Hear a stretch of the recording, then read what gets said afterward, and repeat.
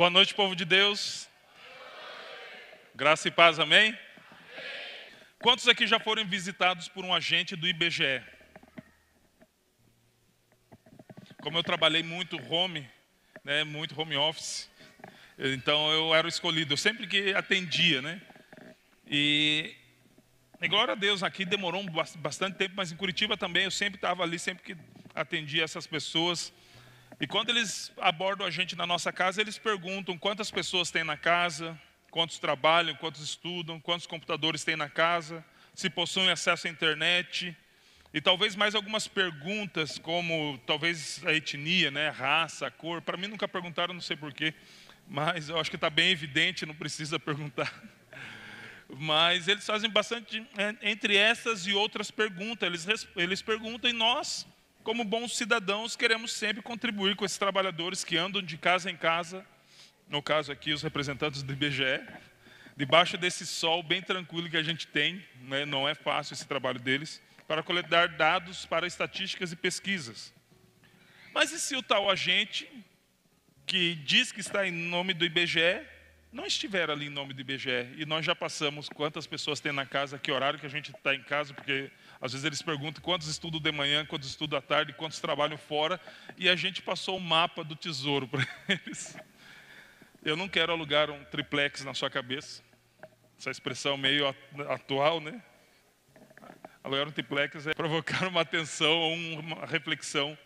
Mas eu não quero trazer uma atenção, eu não quero trazer preocupação, Você não precisa não atender mais ninguém, fica tranquilo. Eu não vou mais atender, porque se não é, fica tranquilo. Como que nós podemos saber se de fato aquela pessoa está representando o IBGE? Existem alguns detalhes, e aqui, serviço social agora, a gente dá informação. Como saber se de fato aquela pessoa está representando o IBGE, para a gente não ficar com medo de responder achando que vai ser um ladrão, que vai nos visitar quando a gente não estiver em casa? Credenciais. Pelas credenciais, nós sabemos, pela identidade dele, vai existir uma credencial que ele carrega consigo, que tem várias informações, pelo colete e boné que fazem parte do uniforme. Alex, e se for falsificado? Eu sei que é bem fácil de falsificar. Vai ter um 0800, que é um número que você pode estar ligando e, de fato, constatando se aquela pessoa, aquele nome, pertence, se ele está, de fato, representando, se ele está ali coletando esses dados em nome do IBGE. Amém? Mas não é sobre o IBGE que nós queremos falar essa noite. A minha intenção é que a gente possa entender que falar que está enviado em nome de uma tal instituição não é o suficiente. A pergunta é se a identidade da pessoa está totalmente ligada à instituição que a enviou. Neste caso específico, se o agente representa de fato o IBGE. Por isso o tema da mensagem de hoje é o nome de Jesus.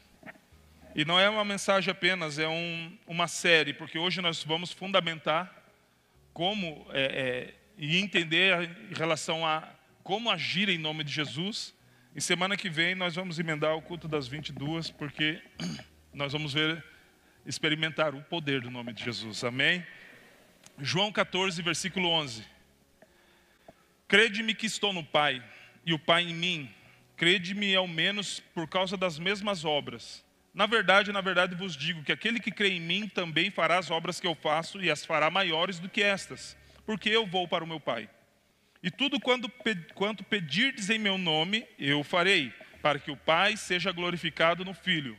Se pedirdes alguma coisa em meu nome, eu farei. Jesus enfatiza 2 vezes um dos segredos do nome dele. Se me amais, guardai os meus mandamentos. Essa conversa é uma conversa onde Felipe pede para o Senhor Jesus, mostra-me o Pai. E ele fala, Felipe, estou contigo há tanto tempo, você me diz, mostra-me o Pai? Quem vê a mim, vê o Pai. Então daí ele traz esse contexto. Você já percebeu que muitas vezes pedimos em nome de Jesus, clamamos no seu nome e algumas vezes não acontece nada? Comigo já várias vezes aconteceu isso. Com mais alguém aqui, vocês alcançam tudo no nome de Jesus. Depois vocês oram por mim, porque a minha fé deve estar pequena. Eu vou repetir a pergunta. Já percebeu que muitas vezes pedimos em nome de Jesus, clamamos no seu nome, até entoamos a voz no nome do Senhor Jesus. Às vezes a gente até repete na segunda vez para ver se No nome, no nome do Senhor Jesus. E não aconteceu nada. Já aconteceu contigo? Ah, temos pessoas que falham aqui, assim como eu.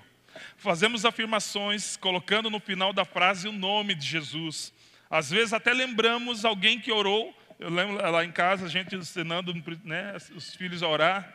Todos eles oravam e esqueciam de falar o nome de Jesus. Só falava amém no final. Opa, o nome de Jesus. Tem que falar em nome de Jesus no final, né, para funcionar a oração, porque senão não dá certo. Então a gente sempre ensinava isso. E eu não quero aqui dizer que nós não precisamos falar o nome de Jesus durante a oração, querido. De forma alguma. Precisa e é bíblico. Mas orar em nome de Jesus vai muito além de imaginar que falar o nome de Jesus é um pó mágico que a gente joga sobre uma porção de palavras para no final acontecer o abacadabra. É muito mais do que isso. É muito mais do que a gente fazer uma oração e validar essa oração em nome de Jesus, achando que é uma varinha e um pirlim-pim-pim vai acontecer no final porque eu falei esse nome. Vai muito além disso. Está certo sim na nossa oração, no nosso pedido nós falarmos em nome de Jesus, mas orar em nome de Jesus vai muito além disso, muito além. Deus não tem obrigação nenhuma em atender os nossos caprichos, ainda que venhamos a orar no seu nome. Então, muitas vezes as nossas orações não têm nem um pouco a ver com Cristo, mas a gente quer colocar o nome dele no final para ver se ele valida e nos dá. Mas ele não tem responsabilidade nenhuma em atender os nossos caprichos. Mas Alex, eu orei por cura, por restauração de casamentos, eu orei por milagre, por sinais, e Jesus disse em Marcos 16:15 que era para fazer isso, sim. Só que Deus conhece o nosso coração, Ele sabe se ao acontecer a cura, ao acontecer o milagre, ao acontecer a maravilha, se eu vou querer a glória, a fama, o elogio, o reconhecimento pela cura. Porque a gente sabe que muitas vezes sinais e maravilhas, eles denotam poder. E nem todo mundo pode. Na verdade, existe uma frase que diz, quer conhecer uma pessoa, dê-lhe poder, ou dê poder a ela. Como Deus conhece todas as coisas, conhece o nosso coração, daqui 10 anos, muitas vezes Ele não vai conceder, porque nós vamos querer ficar com o crédito da cura. Eu orei. Se for chamar para orar, é só por oração difíceis, hein? Daí você me chama. Tem eu não gosto de dar ibope para isso, mas é uma vacina. Tem um tal de profeta, apóstolo, sei lá, não sei o que ele é, mas ele chamou ele de o Ken ungido. Parece o Ken, se é ungido, eu tenho minhas dúvidas. Ele afirma categoricamente dentro do seu Corvette que praticamente ninguém tem uma unção como a dele, de agir na restauração de casamentos. Eu falei, meu Deus, me lembra de Jesus na sua modéstia e humildade. Queridos, tudo que nós temos não vem de nós, e se nós temos alguma coisa de Deus, é por graça e misericórdia, porque Ele nos deu segundo o seu propósito, e não porque nós merecemos. É bem verdade que nós precisamos buscar, sim, nos aplicar a isso, mas o que nós temos não é nosso. Então, Deus conhece, sim, o nosso coração. Ele sabe quando nós vamos nos cercar e garantir que a glória seja dada ao nosso nome. Toda honra, toda glória seja dada a mim. Às vezes isso acontece, querido. A gente não tem problema algum em se alegrar quando alguma coisa acontece através das nossas vidas. É óbvio que nós precisamos nos alegrar. Mas nós precisamos guardar muito o nosso coração, porque Deus deseja fazer, amém? E Ele vai fazer, amém? Só que quando Ele fazer, precisamos garantir o máximo, que no nosso coração toda a glória será dada a Jesus, toda a fama será dada a Jesus, todo elogio e reconhecimento pela cura é por causa de Jesus, é por causa dEle. Dele, por Ele, para Ele são todas as coisas. Então muitas vezes não acontece porque Deus sim, Ele conhece o nosso coração. No versículo 13 desse capítulo que nós lemos em João 14, vai dizer, tudo quanto pedirdes em meu nome eu farei, para que o Pai seja glorificado no Filho. O propósito da realização no nome de Jesus sempre foi, é e será para a glória do Pai no Filho. Só que esse Filho aqui está com F maiúsculo. Aqui está todas as letras maiúsculas, né? Então não está falando de mim como filho de Deus, está falando de Jesus. Então a glória é entre Deus Pai e Deus Filho. A gente só fica com a alegria da realização no nome de Jesus. Então, versículo 13: tudo quanto pedirdes em meu nome eu farei para que o Pai seja glorificado. Não é nós, não é o nome de uma instituição, não é o nome de um líder, é o nome que é sobre todo nome. Aquele que tem um nome sobre todo nome, ele é o único a ser glorificado por toda e qualquer realização que acontece por intermédio da igreja. A ele glória, honra, louvor. Amém? Qualquer outra intenção fora desta é pecado. Qualquer objetivo de querer dividir a glória com Jesus acerca de algo que Ele fez em nós ou através de nós é pecado. E por que nós precisamos falar isso? Lembra que a gente está fundamentando? O próprio pastor disse ano passado, em fevereiro, meu Deus do céu, em novembro. Faz tempo já, meu Jesus. Ele disse que para a gente guardar o nosso coração, porque Deus faria muitas coisas. Amém? Você crê que Deus fará milagres, sinais e maravilhas no nosso meio? Amém? Então que o nosso coração esteja escondido atrás da cruz de Jesus Cristo, para que quando forem falar alguma coisa, falem acerca de Jesus. Quando forem elogiar alguém, que elogiem Jesus. E mesmo que citem o nosso nome, que no nosso coração possa ter um dedo apontado para cima. Se não fosse Ele, se não fosse as misericórdias de Deus, não teria acontecido nada. Porque nós não somos nada, mas Ele é tudo. Ele tem todo o poder, aleluia, tudo para a glória de Deus Pai. E para pedir em nome de Jesus, nós precisamos, basicamente, crer. Versículo 12 de João 14. Na verdade vos digo que aquele que crê em mim, também fará as obras que eu faço. E Jesus, na continuidade, diz que fará maior ainda. Óbvio que ele está falando na coletividade versus Jesus. Então, a gente sempre vai perder para Jesus. Mas ele fala, aquele que crê em mim. Então, a fé é o princípio e o requisito básico para a gente agir em nome de Jesus, para a gente fazer alguma coisa em nome de Jesus, para a gente ir em nome de Jesus. A fé é o requisito e o princípio básico. Para nos aproximar de Jesus, precisamos ter um pouco de fé. Não precisamos ter muita fé para nos aproximar dele. Até porque quando a gente se achegou perto de Jesus, na primeira vez, a gente não era alguém cheio de fé. Dificilmente a gente é depois de muitos anos. Imagina o primeiro dia. Então, para se aproximar de Jesus, nós não precisamos ter muita fé. Mas para fazer algo em nome de Jesus, nós não podemos ter nenhuma dúvida. Para se aproximar dele, nós temos um pouco de fé. E à medida que vamos conhecendo, a nossa fé vai crescendo. E nós vamos ver como que a fé aumenta. Qual é o fermento da fé. Mas para agir em nome de Jesus, nós não podemos ter dúvida alguma.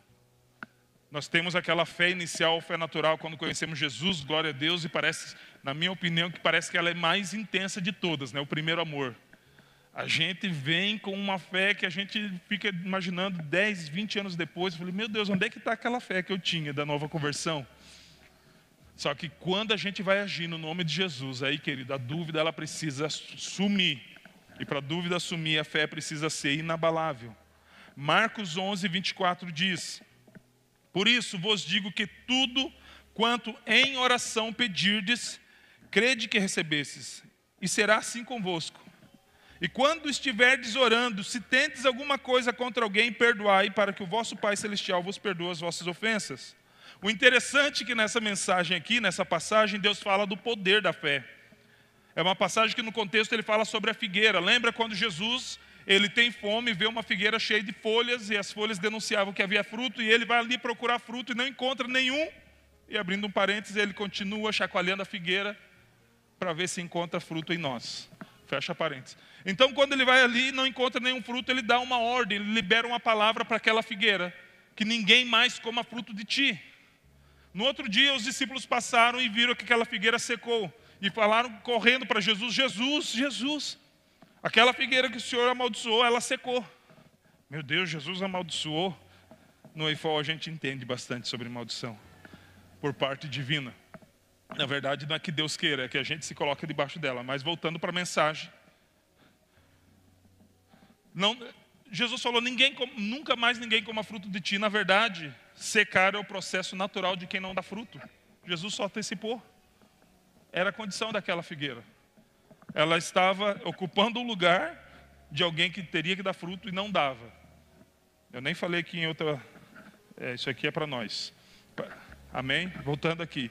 Então Jesus estava falando do poder da fé. Esse versículo que a gente leu, ele estava falando disso. Ele também atrelou isso a quando ele falou, se vocês tiverem fé do tamanho do grão de mostarda, direis a esse monte, se vocês não duvidarem, direis a esse monte, passe daqui, atire-te ao mar, e será feito. Então Jesus está falando do poder da fé, da aplicação da fé através da oração e da palavra. Olha que poderoso, só que acontece algo interessante aqui. Que mesmo ele falando sobre declaração, sobre fé, sobre os feitos que ele tinha realizado um dia antes, ele finaliza dizendo sobre que durante o momento da oração, o perdão deve estar em dia. Parece que não tem nenhuma coisa a ver com outra. O Senhor está falando de fé, de declaração, de poder, de não duvidar, e encerra a sua oratória, Senhor Jesus, falando de perdão. Dá para o Senhor focar um pouquinho aqui, porque parece que o Senhor não está focando muito nos assuntos. Na verdade, tem tudo a ver. Perdão e poder tem tudo a ver. Por quê? Porque se oramos, se jejuamos, se ofertamos, cumprimos a nossa missão, até fazemos sinais e maravilhas para a glória de Deus, aleluia, mas não conseguimos perdoar, então nunca foi para a glória de Deus o que fizemos. Fizemos todas essas coisas para a nossa própria glória. Por quê? Porque perdoar alguém tem mais poder do que fazer alguém ressuscitar. Lembra que Paulo estava dizendo, eu não me envergonho do Evangelho de Cristo, porque o que o Evangelho de Cristo é? Poder para a salvação de todo aquele que crê, não apenas do judeu, mas também do grego. E qual que é a base do Evangelho? Perdão. Se o Evangelho é poder para a salvação e a base do Evangelho é perdão, perdoar também é manifestar o poder de Deus em nossas vidas.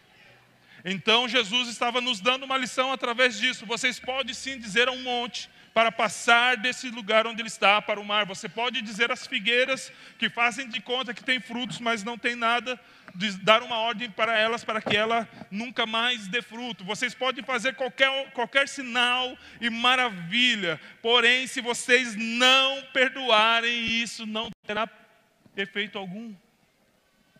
Olha como Jesus, ainda que ele aponte para o poder e para a glória dele fazendo todas as coisas, ele sempre atrela ao poder da comunidade, que é de perdoar uns aos outros, amém? Estamos falando ainda de crer, amém? Porque ele disse, se vocês creem, vocês falarão isso e acontecerá. Se vocês creem, vocês darão uma ordem no meu nome e isso acontecerá. Porém, se vocês tiverem alguma dívida com alguém e isso não for perdoado, o Pai do céu não lhe perdoará. Adianta ressuscitar mortos, dar vista aos cegos, curar enfermos e não ser perdoado? É uma moeda que nós não podemos aceitar. Eu não posso aceitar essa moeda. Eu preciso entender que nós vamos sim orar para a glória de Deus, jejuar para a glória de Deus, ofertar para a glória de Deus, cumprir a nossa missão para a glória de Deus, operar sinais e maravilhas no nome de Jesus para a glória de Deus, e nós vamos perdoar para a glória de Deus, porque nós não invalidaremos o nosso ministério com um coração fechado. Pelo contrário, precisamos validar o nosso ministério pelo poder do Evangelho, que tem como base o perdão. Romanos 10:17 diz assim: qual que é o fermento da fé? O que faz a fé crescer? E assim a fé vem pela pregação, e a pregação pela palavra de Cristo. Eu gosto daquela outra versão, eu não coloquei, mas eu vou falar. A fé vem pelo ouvir, e ouvir a palavra de Deus. Tem até uma música, os raízes vão lembrar. As músicas que eu lembro é mais música raiz, é por causa mais da Thaís, que já é crente desde criança, e por conviver com o David. Eu sou crente novo, piazão de tudo. Brincadeira, mas é porque são músicas que marcaram a nossa conversão, que é fé mais fé, amor mais amor. Quem não tem, peça ao Salvador, né? Mas biblicamente existe uma alteração que vamos fazer aqui agora. Fé mais fé, amor mais amor. Quem não tem, ouça o Salvador, porque a fé vem pelo ouvir e ouvir da palavra de Deus. Então, como que eu posso orar em nome de Jesus conhecendo a palavra de Jesus? Se para que eu ore, para que eu faça, para que eu venha agir no nome de Jesus, se para fazer isso eu preciso ter fé, o fermento da fé é a palavra de Deus. Se eu não conheço a palavra de Deus, é o segundo motivo pelo qual a minha oração não é ouvida, porque eu oro sem fé. Porque eu não conheço a palavra, eu não ouço a palavra, eu me satisfaço com o culto de domingo. E glória a Deus pelos cultos de domingo. Senão muitos de nós que só se satisfazem com a palavra de domingo, se não tivesse culto de domingo, talvez a gente não leria nenhum momento. E isso é triste, querido. Estamos na geração que menos lê a Bíblia de todas as gerações de cristãos que houveram até hoje. Os números não mentem. Então, para agir no nome de Jesus, precisamos ter fé. E a fé vem pelo ouvir a pregação, a palavra, principalmente quando nós ouvimos a palavra de Deus todo dia. Como que eu posso ouvir a palavra de Deus todo dia? Pegando a sua Bíblia e lendo. Você vai ler, vai ver a palavra de Deus, vai ouvir você recitando a palavra de Deus, e isso vai aumentando a fé no seu coração. Mas existe um princípio muito, muito bom para que tudo isso que você está lendo seja eficaz. Eu lembro quando a gente chegou em Guaratuba, eu e a Thaís, mais arrebentado, mais quebrado do que arroz de terceira, praticamente separado, eu dela, ela de mim, mais ela de mim do que eu dela.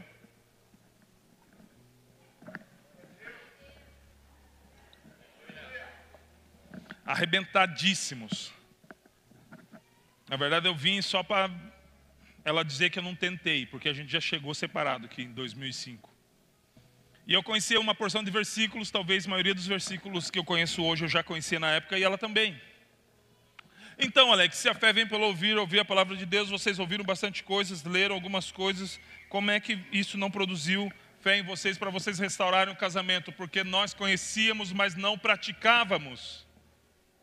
Lembra quando Jesus estava ensinando uma pequena multidão de pessoas, e daí chegaram até ele e falaram: ei, Jesus, tem um recado para te trazer, sua mãe e seus irmãos estão aí fora dessa, quando fala fora, é que ele não estava dentro de algum lugar, mas estava fora daquela multidão. Eles estão te esperando, estão chamando o Senhor. Eu falei: quem é minha mãe? Quem são meus irmãos?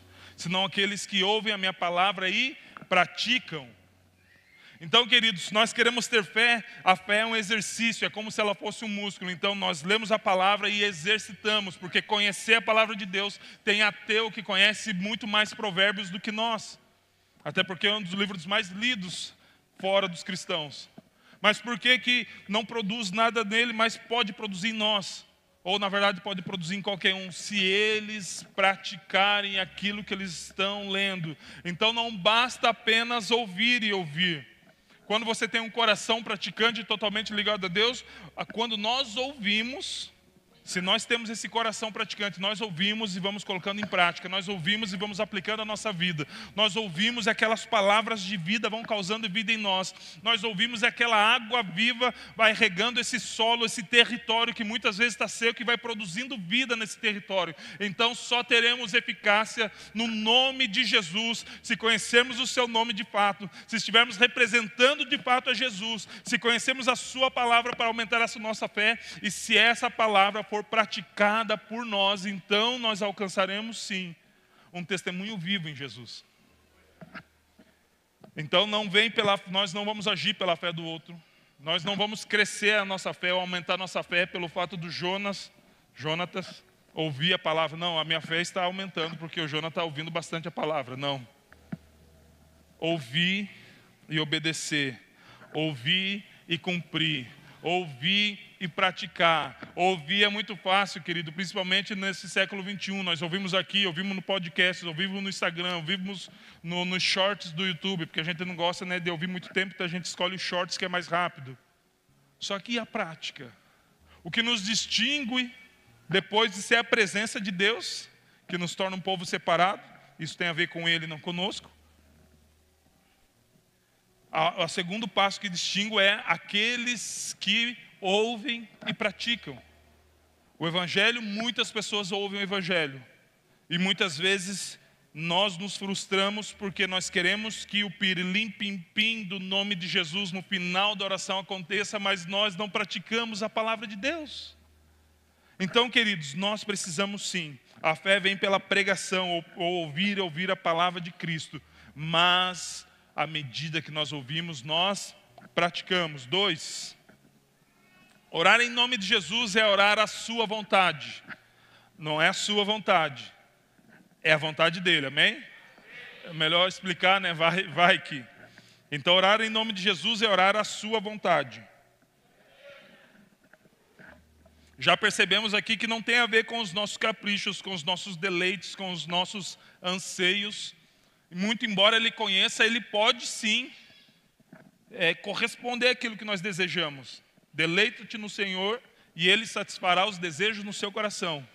Então, quando a gente se deleita em Cristo, eu falei isso esses dias atrás, em dezembro, quando nós temos prazer em Deus, quando nós temos esse deleite no Senhor, descansamos, confiamos plenamente, então nós passamos a dividir o mesmo desejo que Deus. Nós passamos a ser tão influenciados nesse deleite, nesse descansar em Deus, que nós passamos a conhecer o coração de Deus.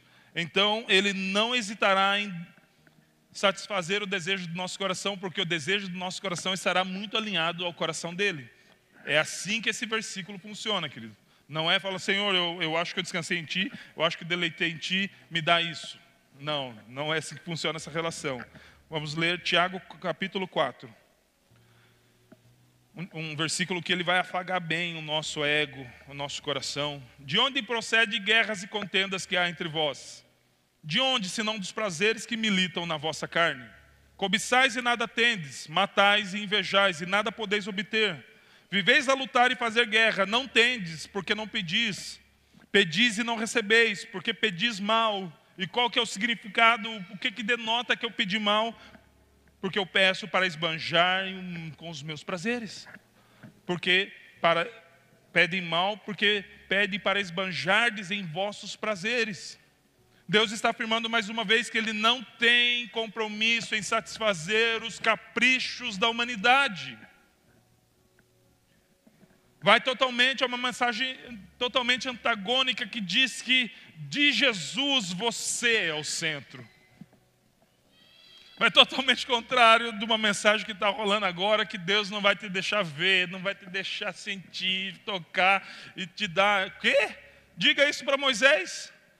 Moisés, você só vai ver com seus olhos, mas os seus pés não vão pisar por causa do seu comportamento. Pois é, ainda bem que Moisés já está descansando no Senhor e foi poupado. Jesus nos deu autoridade no seu nome, sim, amém? Para cumprir a vontade sobrenatural dEle, não nossos desejos carnais. Não é para nossa satisfação pessoal, até podemos nos alegrar e ter alguns sonhos nossos realizados, sim. Mas tudo precisa acontecer para que o nome dEle seja exaltado, não nosso. Os planos dEle sejam concretizados antes dos nossos, o propósito dEle seja estabelecido antes do nosso. Nós precisamos entender que o propósito é maior do que a nossa própria vida. E não, eu não esperava um amém, porque isso custa. O Evangelho continua sendo um convite para a morte. Se você voltar alguns 10, você pode assistir novamente essa mensagem.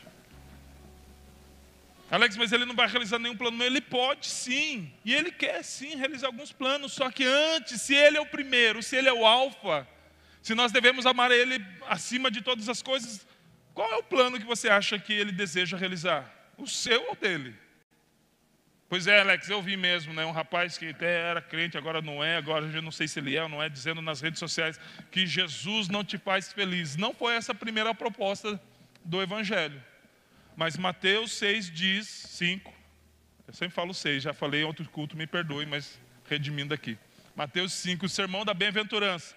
Bem-aventurados os humildes de coração, porque eles verão a Deus. Bem-aventurados os pobres do espírito, porque deles é o reino de Deus. Bem-aventurados os misericordiosos, porque eles alcançarão misericórdia. Bem-aventurados aqueles que têm fome e sede de justiça, porque eles serão saciados. Se a gente for ver, um dos sinônimos da palavra bem-aventurados é felizes. Felizes os que choram, porque eles serão consolados. Felizes os misericordiosos, porque eles alcançarão misericórdia. Felizes os pobres de espírito, porque deles é o reino dos céus. Felizes aqueles que forem perseguidos E quando mentirem, disserem contra eles todo mal por causa do meu nome, alegrai-vos, porque grande é o seu galardão no céu. Então, ainda que a primeira proposta, ou a proposta inicial não seja a felicidade, sim, nós somos felizes em Jesus quando cumprimos o seu propósito. Se nós ficarmos numa queda de braço, querendo disputar um cabo de guerra com Jesus, não é minha vontade, não é sua vontade, não é minha vontade, não é sua vontade, nós vamos viver tristes, pesarosos, com desejo de desanimar, querendo sumir de um life group, bloqueando o líder no seu WhatsApp. Por quê? Porque a felicidade em Cristo só acontece dentro do propósito dele, não do nosso. Por isso que nós vemos muitos frustrados. Por quê? Porque você só vai ver um filho alegre quando ele entende, quando ele vê a razão da chatice dos seus pais. Quando ele consegue ver, tipo, agora eu vejo e entendo o que meu pai falava. Mas quando eles estão lá, a cara não é muito de alegria. Quem tem adolescente sabe. Sorria. Por quê? Porque muitas vezes não entendem, mas quando eles deixam de contender com os princípios aplicados acima da vontade dele, eles passam a ser protegidos e começam a experimentar um nível de alegria que nenhum outro experimenta, porque é somente debaixo dos princípios de Deus que nós encontramos essa alegria. Então, sem estarmos nesse propósito, sem caminharmos nesse princípio, podemos orar em nome de Jesus, mas dificilmente as coisas vão acontecer. Por quê? Porque somente dentro do propósito, conhecendo a vontade de Deus, é que nós vamos experimentar. Vamos ler novamente esse mesmo capítulo e versículo na NTLH, nova tradução da linguagem de hoje. Eu não gosto muito porque ela faz muito eufemismo, né? Ela alivia demais, mas não nessa passagem. Na verdade, ela não é uma tradução, né? Ela é uma versão. Não use ela como única Bíblia que você tem. De onde vêm as lutas e as brigas entre vocês? Elas vêm dos maus desejos que estão sempre lutando dentro de vocês, não contra, é dentro. Vocês querem muitas coisas, mas como não podem tê-las, estão prontos até para matar, a fim de consegui-las. Às vezes não é fisicamente, você não cancela o CPF de alguém, mas mata espiritualmente, mata as emoções, mata uma amizade, mata um relacionamento para conseguir. Vocês as desejam ardentemente. Chega até a descompassar o coração quando se lembra daquilo que deseja. Mas como não consegue possuí-las, brigam e lutam. Não conseguem o que querem porque não pedem a Deus. E quando pedem, não recebem porque os seus motivos são maus. Vocês pedem coisas a fim de usá-las para os seus próprios prazeres. Essa é a frustração do relacionamento com Deus. Quando nós pedimos as coisas para os nossos próprios prazeres e acabamos entendendo cedo ou tarde que Deus não está nem um pouco a fim de nos dar. Por quê? Porque Ele vê o fim disso e Ele sabe que os caminhos que o homem escolhe para si mesmo não são caminhos de vida, são caminhos de morte. Por isso que Ele não nos dá, porque Ele conhece o futuro, Ele conhece o nosso amanhã. E se os nossos caminhos fossem perfeitos, se as nossas decisões e as nossas preferências humanas, carnais fossem perfeitas, Jesus não precisaria ter morrido inocente naquela cruz. Então, queridos, nós precisamos, como que eu oro no nome de Jesus, orando a sua vontade. E esse versículo fala que pedimos e não recebemos porque queremos orar a nossa vontade, queremos pedir as coisas para Deus que beneficiem apenas a nós mesmos. Nós queremos buscar a Deus para que Ele realize os meus sonhos, não importa se isso vai tocar alguém ou não. Está me ouvindo ainda? Parece que caiu aqui. Então, como que eu oro no nome de Jesus? Orando a sua vontade. A vontade de Deus é de nos dar coisas? Sim. A Bíblia tem versículos que respaldam isso, sim. E devemos sim querer coisas boas, devemos sim querer coisas boas para nós, para as nossas famílias, mas se isso ficar cercado somente pelas paredes das nossas emoções limitadas, sem se compadecer do próximo, então Deus não tem interesse nenhum de dar. Porque Ele não enviou o seu Filho para benefício próprio, Ele enviou o seu Filho para o nosso benefício, porque Ele continuaria sendo Deus se Jesus não tivesse vindo. Mas nós não, nós estaríamos rumando ao inferno se Jesus não tivesse morrido em nosso lugar. Por isso sim, pedimos e não recebemos porque os nossos motivos são maus. Então como fazer isso? Precisamos mudar a motivação dos nossos pedidos. Precisamos mudar a motivação das nossas orações. E novamente, Deus conhece o meu coração, Alex, que não é assim. Deus conhece o meu coração, que eu não fique numa queda de braço com os meus irmãos querendo a minha bênção. Senhor Deus, me dá a minha bênção, para depois subir. Depois se eu sobe, se os outros não for abençoados, aí é problema deles que não tiveram fé. Não. Quando nós pedimos e pedimos bem, ou seja, pedimos a vontade de Deus, ela se cumpre em nós e através de nós. Então, a afirmação Deus conhece o meu coração é uma das afirmações que mais fazemos como cristãos quando somos confrontados. Irmão, essa oração não está legal. Deus conhece o meu coração. Irmão, essa atitude não foi legal. Deus conhece o meu coração. E já fala com um beicinho, né? Irmão, não deveria ser assim. Deus conhece o meu coração. A maturidade. Estou falando para mim, queridos. Na verdade, isso não é uma afirmação, isso é uma desculpa. E de fato, isso é verdadeiro. Deus conhece o nosso coração. Ele conhece as intenções do nosso coração. E isso precisa nos trazer um temor terrível. Porque Ele conhece o nosso coração. Ele sabe as motivações que fazem com que a gente faça o que a gente faz. Ele sabe a motivação do meu coração quando eu oro em voz alta, impostando a voz.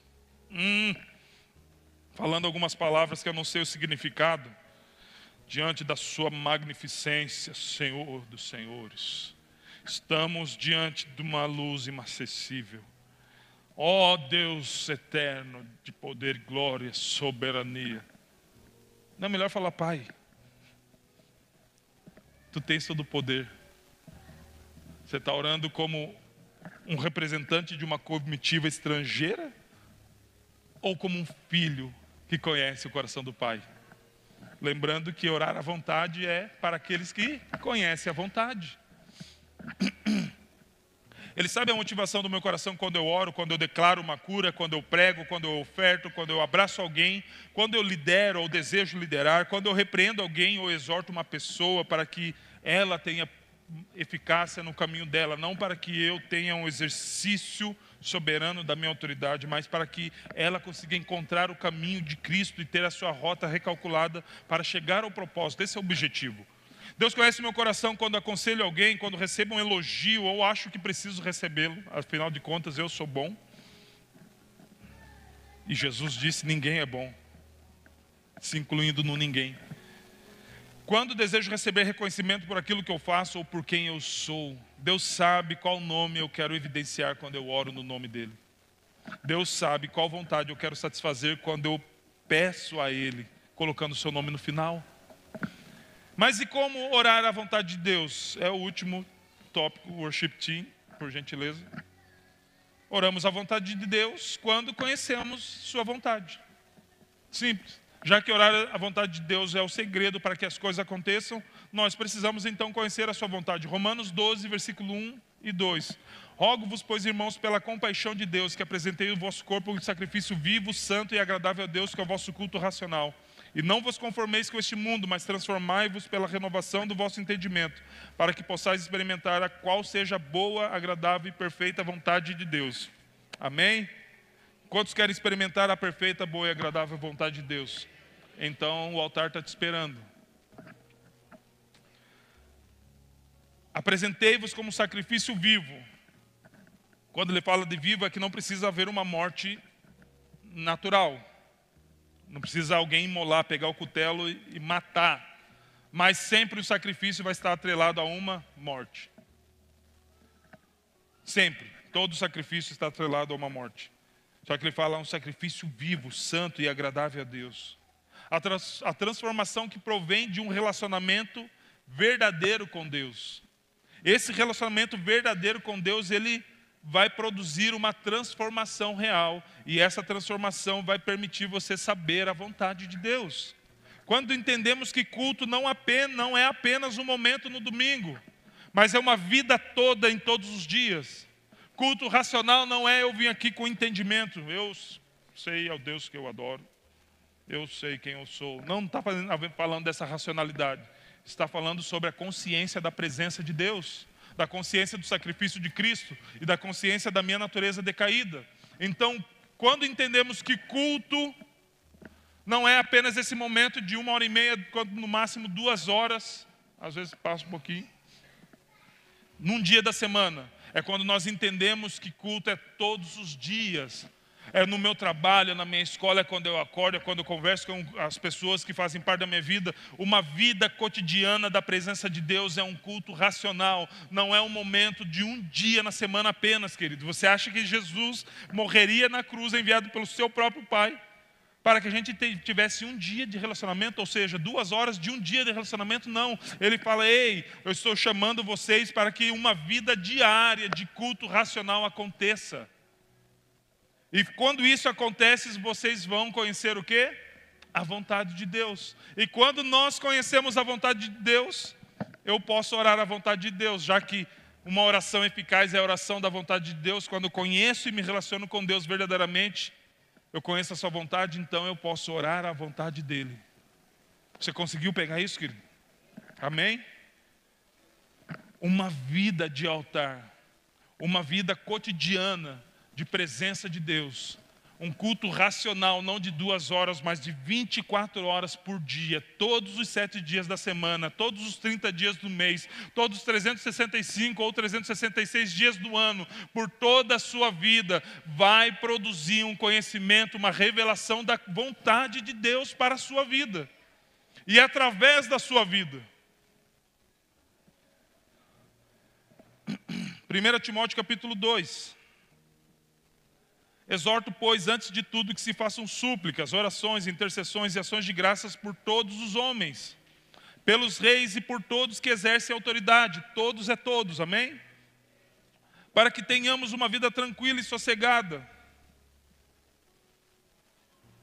Vida tranquila e sossegada com toda a piedade e honestidade não faz parte do plano de governo do homem, faz parte do plano de governo de Deus. Não importa quem esteja exercendo autoridade, se a igreja não se posiciona em oração, em jejum, em busca a Deus, em relacionamento com a sua palavra e com o seu Espírito Santo, nós não teremos uma vida sossegada em piedade e honestidade. Nós não precisamos depender de um plano do governo, de um plano de homens para fazer com que a igreja esteja bem, uma vida sossegada. Nós dependemos de Deus, do seu plano, do seu governo, para que nós tenhamos uma vida sossegada com toda a piedade e honestidade, querido. É aos céus e vem dos céus a nossa pátria. Eu não estou dizendo que você não deve exercer com muita sabedoria o seu direito e dever de cidadão. Nós estamos aqui, mas nós não somos daqui. Estamos, mas não somos. Mas é em Cristo, é em Deus, é entendendo que no nome de Jesus nós alcançamos isso. E qual é a vontade de Deus? Versículo 3. Pois isso é bom e agradável diante de Deus, nosso Salvador. 4. O qual deseja, o que a gente precisa orar? A vontade de Deus. A vontade é proveniente do desejo, então encontramos. O qual deseja, e qual desejo de Deus? Que todos os homens sejam salvos e cheguem ao pleno conhecimento da verdade. Porque só há um Deus, essa é a verdade, e um só mediador entre Deus e os homens. Deus não precisa de ninguém para intermediar entre nós e Ele. Ele rasgou o véu quando Jesus Cristo disse, foi o próprio Deus que rasgou o véu, era grosso, ninguém podia rasgar, não tinha ninguém lá. E se tivesse, saiu correndo, porque foi do alto a baixo que foi rasgado, e ele falou, ei, agora vocês têm livre acesso. Então, essa é a verdade que ele falou, ei, só há um Deus, e é só um mediador entre Deus e os homens. Quem é esse mediador? Cristo Jesus, homem. Essa é a verdade que muitos não querem aceitar e ficam arranjando acessórios, pessoas ou nomes para representá-lo diante de Jesus. Nós não precisamos de ninguém, nós temos Jesus, o único mediador entre Deus e nós. Ele não tem uma medianeira, ele não tem um prestador de serviço, ele proveu para si um mediador entre nós e Deus, Jesus Cristo é o seu nome, e é nesse nome que nós nos reunimos, é nesse nome que nós oramos, é nesse nome que nós manifestamos a nossa pátria e a nossa vida. É nesse nome, não é apenas um nome numa oração, querido, mas é um nome numa vida. Eu não apenas oro no nome de Jesus, mas eu preciso viver no nome de Jesus. Se coloque de pé, por gentileza.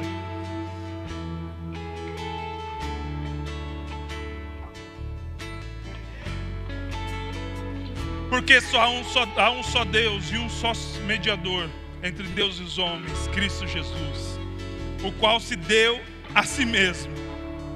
Ele não entregou outro. Ele falou: eu acho que tem alguém que pode morrer por vocês, eu acho que conheço um homem. Não, ele se deu a si mesmo, entregou a si mesmo em resgate por todos, para servir de testemunha a seu tempo. Paulo enfatiza a Timóteo qual é o desejo de Deus: salvação e pleno conhecimento da verdade. Salvação e pleno conhecimento da verdade. E seremos instrumentos para que essa verdade se propague. Sabe como? Através do nome de Jesus. Não falte o culto da semana que vem, queridos. Não falte o culto da semana que vem. Devemos em qualquer lugar e tempo viver para a glória de Deus. E isso acontece através do nome de Jesus. Não apenas em oração, mas em uma vida, para que haja a manifestação da salvação e do conhecimento da verdade. A verdade que nos liberta de uma vida miserável, de uma mentalidade de escravidão e de uma vida sem a presença de Deus. Quero orar contigo. Eu tinha falado sobre a vontade de Deus, amém? Que nós precisamos orar a vontade de Deus. Mas quantos de nós estamos num cabo de guerra, não com pessoas, mas com o próprio Deus, para que Ele faça a nossa vontade? Quantos de nós, Deus está dizendo: a minha vontade, filho, é que você abra mão disso, e nós queremos segurar com unhas e dentes, e não estamos liberando. Estamos num cabo de guerra com Deus, falando: Senhor, faz a minha vontade. Mas Deus está falando: mas essa não é minha vontade. E a gente se machuca, a gente se fere e se frustra com Deus, acabando até ficando ofendido com Deus, porque Ele não satisfaz o desejo do nosso coração, mas Ele tem pensamentos mais altos relacionados ao nosso respeito. Bem sei eu o pensamento que tenho a vosso respeito, o pensamento de paz e não de mal, para dar o fim que vocês desejam. Porque os meus pensamentos são mais altos que os seus pensamentos. Então, querido, muitas vezes nós vamos estar segurando uma carga, carregando uma bagagem pesada e até desnecessária, porque a gente sabe que se a gente fizer a vontade de Deus, nós vamos precisar abrir mão daquilo e aquilo vai doer. Ei, fica tranquilo, dói, mas se a vontade dele for feita, ela é boa, perfeita e agradável. Vai trazer cura, vai trazer cura. Muitas vezes a gente quer firmar numa decisão, mas Deus está falando: ei, não é para cá, é para cá. Porque aqui você experimenta a minha vontade, aqui você experimenta a sua vontade, mas esse é o caminho. E há caminhos para o homem que parecem bons, mas o fim deles é caminho de morte. Mas aqui é o caminho de vida, porque aqui manifesta o meu Filho Jesus, que disse: eu sou o caminho, verdade e vida. Eu quero orar contigo, querido, que está nesse impasse, tem vivido uma vida que às vezes está um pouco pesada e um pouco frustrante, e você na verdade entende que você precisa deixar que Deus, não que Ele precise da nossa permissão, mas é relacionado à nossa vida. Ele é soberano, amém? Isso é contestável, mas cumprir a vontade de Deus é uma decisão nossa. E muitas vezes Deus já está sinalizando para a gente que precisa fazer, mas a gente está teimando, achando que vamos ganhar uma queda de braço com Deus. Jacó não venceu a Deus, querido. Deus continuou o mesmo depois da luta. Quem foi transformado depois da luta foi Jacó. Então saia do seu lugar, querido. Eu quero orar contigo. Não é uma luta fácil fazer a vontade de Deus. Nunca foi e nunca será. Mas a vontade de Deus continua sendo perfeita, boa e agradável. Não é fácil permitir com que a palavra de Deus habite ricamente em nós, fazendo com que os planos dele sejam ou tenham prioridade relacionada aos nossos planos. E falar em planos e projetos, existem projetos que talvez você esteja aí na sua cabeça e Deus está falando: querido, não é isso. Você já conseguiu entender na palavra, você já conseguiu entender através da oração, o Espírito Santo tem identificado o seu coração, mas você está tentando brigar com a sua verdade. E eu não estou dizendo aqui que a sua verdade não é uma verdade boa, mas a verdade de Cristo é uma verdade absoluta. Então, se a verdade de Deus é absoluta, então tá ok. Eles vão cantar uma canção, a gente já está no final. E ao passo que essa canção for cantada, você pode sair do seu lugar, querido. Nunca foi fácil fazer a vontade de Deus, porque ela contraria a nossa. Mas no nome de Jesus você consegue vencer. No nome de Jesus você consegue permitir. Porque o nome de Jesus tem poder, querido. O nome de Jesus tem poder. O nome de Jesus tem poder. Faz as trevas tremerem, Jesus, Jesus, tu não há, Jesus, Jesus.